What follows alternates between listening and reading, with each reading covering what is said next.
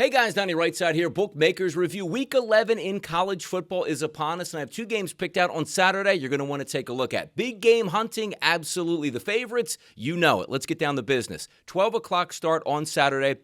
145, 146 on the rotation. That's Indiana taking on Penn State. Now, before the season started, you probably thought this might be at least a top 15 matchup between both of these ball clubs. Well, you'd be right on one side with Indiana. They've been nothing short of sensational as the second-ranked team in college football, and deservedly so. Penn State hasn't even won a game in the Big Ten yet. Looking at the line, it opened up at 11.5 points. Now it's sitting at 14.5 to 15.5, depending on where you're shopping at. And the total, which is up from 47.5 on the opening line to 49.5. The one thing we know about Curt Cignetti and Indiana, they will embarrass you if they have the opportunity. And quite frankly, just about every game, they have the opportunity to embarrass you, and they do that. Last week, they smashed Maryland on the road. Now they're going to go back on the road and take on Penn State in Happy Valley for a team looking for its first Big Ten victory. That's not happening. Indiana in a blowout in this spot. Why? Because Penn State's offense is bad and nobody's stopping Indiana right now. We'll lay the 14.5 points with the road team, Indiana Hoosiers, at State College to knock off the Penn State Nittany Lions. Game number 2,